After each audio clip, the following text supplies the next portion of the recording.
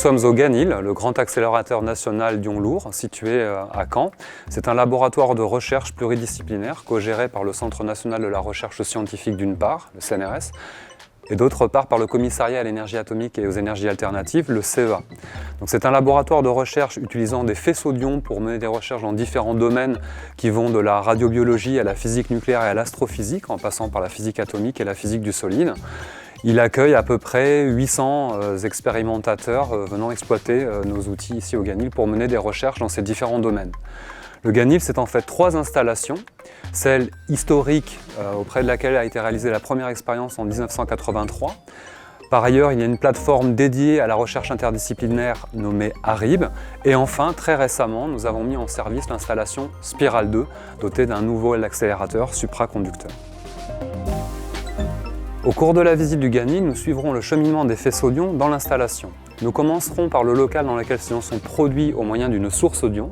Ensuite, nous visiterons une première salle d'expérience dédiée à la recherche interdisciplinaire.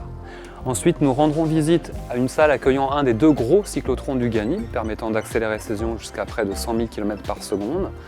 Et nous terminerons la visite par celle d'une salle d'expérience en physique nucléaire à des énergies plus élevées. Donc nous voici dans la salle C01 qui accueille l'une des 2 sources d'ions du GANIL. Donc la source d'ions, c'est l'équipement que l'on voit sur la plateforme là-haut. Donc comme son nom l'indique, c'est un équipement qui permet d'arracher un grand nombre d'électrons à des atomes de manière à en constituer des ions, ces atomes pouvant être des atomes légers de carbone jusqu'à des atomes très lourds d'uranium. Les ions sont extraits à quelques dizaines de milliers de volts de cette plateforme de manière à constituer un faisceau qui va être acheminé jusqu'à ce premier cyclotron compact dans lequel les ions vont être pré-accélérés avant d'être envoyés plus loin dans l'installation. Donc nous voici dans la salle Irradiation Sud, qui est la première salle d'expérience alimentée par les faisceaux d'ions du GANIL à des énergies relativement modérées. Cette salle est exploitée par les personnels du CIMAP, le Centre de recherche sur les ions, les matériaux et la photonique, et elle est dédiée à l'étude de l'interaction des faisceaux d'ions avec la matière qui va se présenter sous différentes formes. Ces faisceaux d'ions sont acheminés par cette ligne de transport des faisceaux jusqu'à des équipements expérimentaux qui vont permettre, pour celui-ci par exemple, d'étudier l'interaction de ces faisceaux d'ions avec des faisceaux d'atomes ou de molécules ou encore des faisceaux de nanoparticules. Donc ce dispositif, imagerie, est un dispositif qui va notamment permettre d'étudier l'interaction de faisceaux d'ions avec des nanoparticules, ce qui est intéressant en regard de recherches faites en hadrothérapie. Donc ce deuxième dispositif, appelé ALIX, permet quant à lui d'étudier l'évolution de matériaux de type cristallin sous irradiation au moyen d'un diffractomètre à rayonnement X.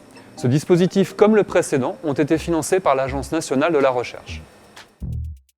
Donc les faisceaux d'ions qui ont été produits et préaccélérés vont être acheminés dans cette salle-ci au moyen des lignes de transport faisceaux que nous voyons là, jusque dans un premier gros cyclotron dans lequel ils vont faire quelques dizaines de tours avant d'être extraits à plus haute énergie et d'être transmis soit vers une salle d'expérience, soit vers un second cyclotron identique à celui-ci.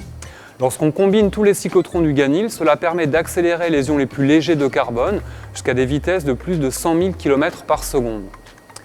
Pour le transport des faisceaux d'ions, cela se fait nécessairement dans un vide très poussé pour éviter l'interaction des ions avec l'air qu'il y a dans la pièce, à l'intérieur de ces tuyaux au moyen de dispositifs de pompage dédiés qui vont permettre de descendre à des niveaux de vide de l'ordre de 1/100 de milliardième de fois la pression atmosphérique.